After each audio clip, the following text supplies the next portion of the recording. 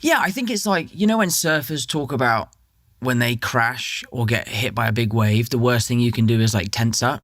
You just have to kind of roll with the punches and like let it happen.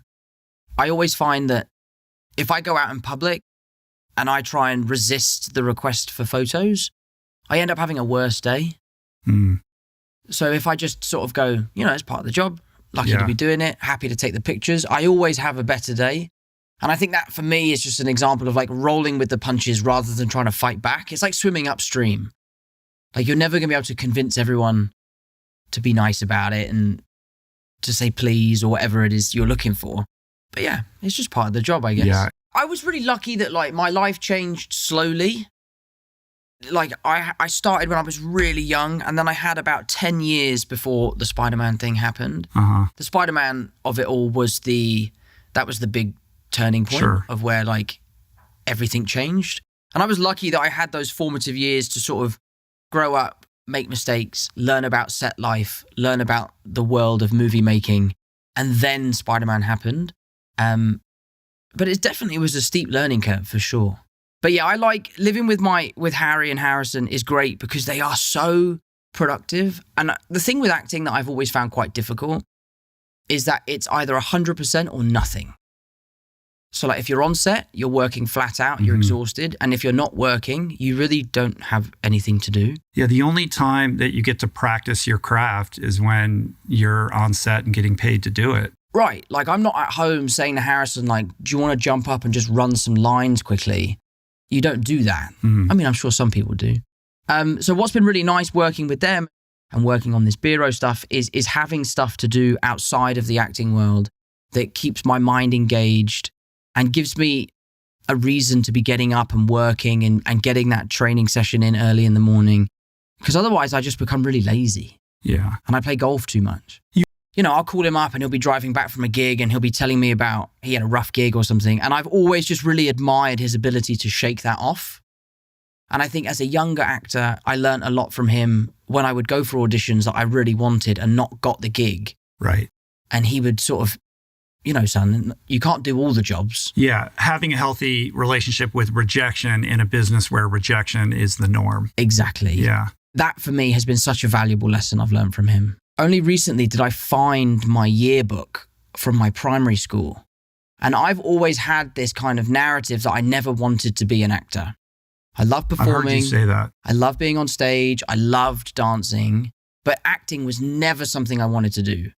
I have a hard time believing that. I want to press you on that a little bit. Yeah, and I'm happy to get into it because I found this book which predates any acting that I had done.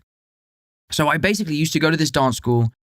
We did a show every year at the Royal Ballet School, and the headmaster asked me to audition for Billy Elliot on the West End. Long story short, I went through the audition process. They sent trainers to my school, which was really tough because it was a rugby school, and all of a sudden, like, I was the one boy in the all-boys school doing ballet in the gym at lunch. And that came with its own set of challenges. But I got the part, and it wasn't until I sort of got through Billy Elliot, I'd been cast in The Impossible, and I was working on set with Naomi, that I really started to think like, oh, I could be like an actor. Like, this is what I could do.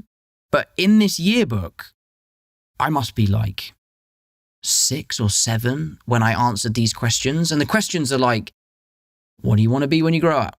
What's your favorite color? What's your favorite food that gets served in the canteen? It's like kids' questions. And I wrote, what do you want to be when you grow up? I wrote actor. Which I think is really weird because I don't remember ever wanting to be an actor. But clearly I did. And I think I've always been very driven. And if you put the work in front of me, I'm really good at getting it done. I'm not very good at putting the work in front of me myself. I need someone to help me do that. Whereas my brother Harry or Harrison, with what he's done with Hammer, like the way he's built his little company and driven it from the ground up, and he gets up and does it every day is amazing. I couldn't do that. You're a team player. I'm like, tell me what you need me to do and I'll do it. But don't ask me to like come up with the strategy to do it. Yeah, I remember my dad had a talk with me and sat me down. I was auditioning for this film called November Criminals. I would have been maybe 15 or something. Sure. And Sasha Gervasi. Yes. Who's a buddy of mine. I was with him yesterday. I really wanted that job. I thought it was a really fun script. I really liked the character. There was loads of dialogue, which I really liked. With The Impossible, it was more of a like reactionary performance. I didn't really have much to say. So I really, really wanted this job. And I remember being in my mum and dad's old kitchen, and I might have thrown something on the floor out of frustration because I'd found out I hadn't got it. And my dad really put me in check. Like, you're a kid. This is the first audition you've gone for that you didn't get. Get over yourself. Right.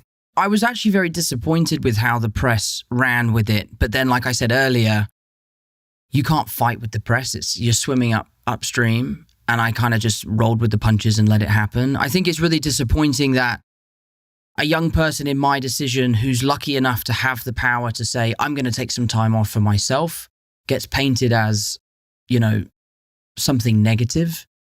I think we all work too hard and we should put our lives first. I've always lived by the idea that I work to live. I don't live to work. And I think that it's really unfortunate that that's what people took from the idea of me taking a break. Yeah, and I think it's very different, and it's very obvious to see how someone like Simone Biles would be affected by mental health. The pressure that she's under to perform at the level that she performs at. She's absolutely incredible. We sat down and watched her this year, and I can totally see how that pressure would get to anyone. You know, pressure is only natural, and pressure is a privilege to a certain degree, but sometimes too much pressure is too much pressure. And I think mental health, you know, I took a break from social media once and felt the need to kind of announce it because I didn't want people to worry that, you know, I had disappeared or something. I don't know.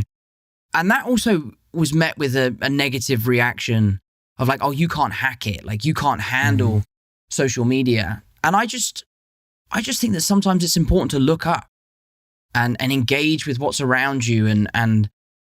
And I find for me with social media, I can easily sit on the couch for 4 hours and scroll. And I haven't had Instagram on my phone. I'll download it to post something, or download it if a friend of mine's posts something and I want to like it for them.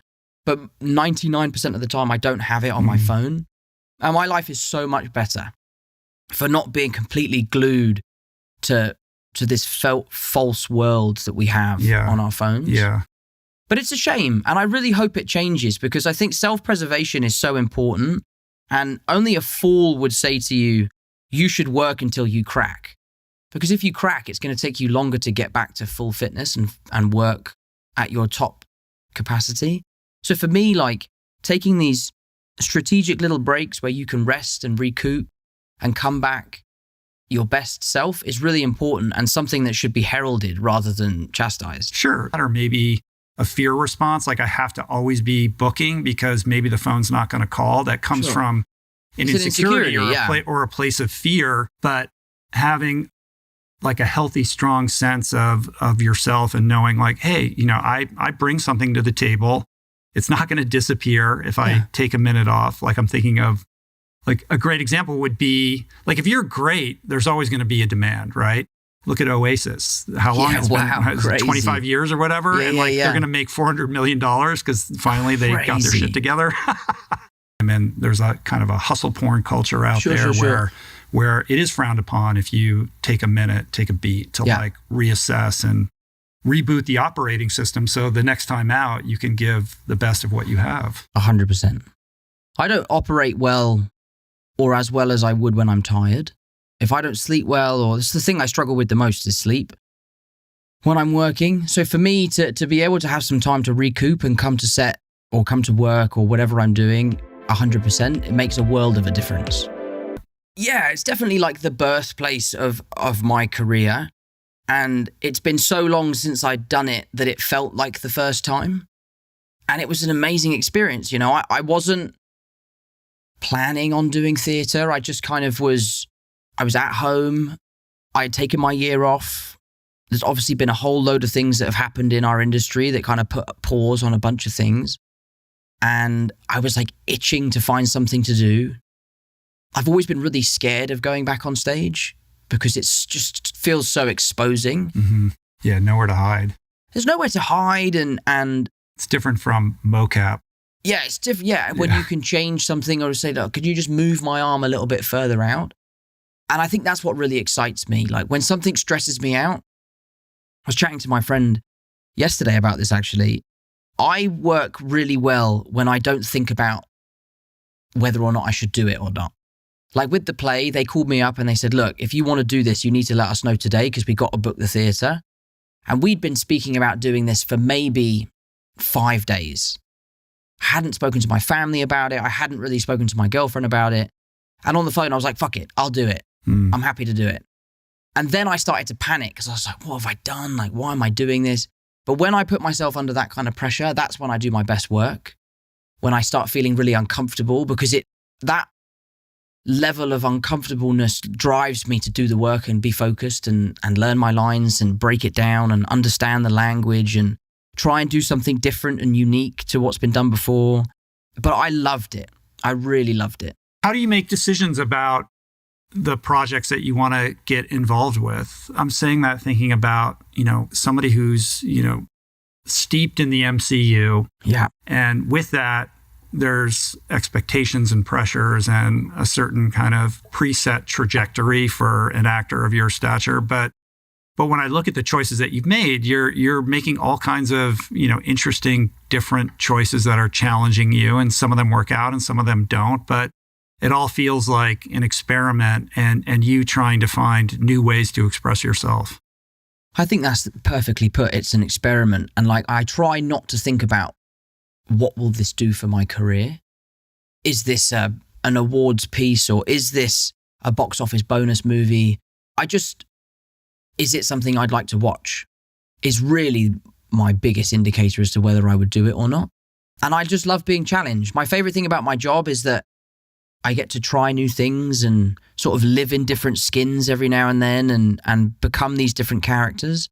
And I just love the idea of being told, right, you're going to Nebraska for 4 months to shoot a movie. I'm like, okay, great. I would never go there normally. So it'd be great to go and spend some time somewhere. So I love everything that comes with it. And it's less for me about, is this going to be good for my career? And more just, am I going to enjoy making this? And I think what my dad took from that lesson, which he passed on to me, was like, whether it's 100,000 people or 5 people in the audience, your best is a minimum.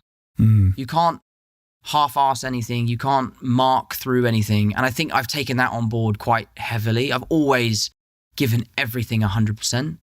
I remember that all the time, my dad telling me that story about, I've never met Lee, and I know that they were really close when they were younger. But that story always really stuck with me. Yeah, it's cool. The little things are the big things. Yeah, they make a difference. Yeah. And those little tiny details, like Jake was talking about with makeup, like those tiny attention to details can really be a make or break in building a convincing character. But even if no one notices, you notice. You notice, know, for your own relationship with what you do. Nothing brings me more pride than sitting in a theatre, watching something I've been a part of, and seeing an idea I had come to life. Nothing makes me more happy. That's got to be a crazy experience. Especially when it comes to something like a Spider-Man movie where had I not been in them, I'd be sat here watching them because I love them. Right. To be given the grace and opportunity to kind of be involved in the creative of those films is one of the coolest things I've ever experienced. Well, it's that knife edge, isn't it? It's that fine balance of, even though in that interview I said I want to be Spider-Man in the future, I didn't just sit back and relax and then it happened. There's manifesting, but there's also work that goes into it. So it's that fine balance of, is it the universe that's making it happen, or is it something that you're making happen yourself? And I honestly think it's probably a little bit of both. I'm a very confident person, but I'm more confident when I'm pretending to be someone else, because the ramifications of your actions aren't real because you're pretending. So I would get really uncomfortable and not confident in social scenarios out in public. And I think when you're just being you, when I'm just being myself. And I think that's why I really latched onto drinking, because it masked that insecurity with stupidity, I guess, a little bit. That's why I've always had a really hard time with campaigns. I did a Prada campaign, which I loved. And I loved working with them. They were great. But I had a really hard time seeing me on a billboard sell something, because it was me, Tom Holland, not as a character. So I think that's kind of why I latched onto it so much. And through perseverance and kind of gritted teeth and FOMO of not wanting to miss out, I would force myself to go to bars and go to pubs and enjoy the beer garden for the football. And when I realized that alcohol wasn't masking my insecurity or bringing out my best self, it was actually doing the opposite. I then started to feel this freedom of like, oh, I can just be myself and I have nothing to be insecure about. That's when it started to get easier. And I started to really feel the benefit of not being kind of tied to this drink. I used to remember going to parties in LA because at the beginning, you know, as a young kid, you try to fit into the LA world. And now that I've grown up a little bit and I know that it isn't my place to be, I don't try as hard to like go out to the LA parties and mix with celebrities that I don't know. But I used to go to these parties and be like, I can't speak to someone until I'm drunk. Like, I've got to get this going. And now that I've kicked that and I found replacements that make me feel like I'm a part of the process without sacrificing my morning, my afternoon, my next few days, has been so liberating.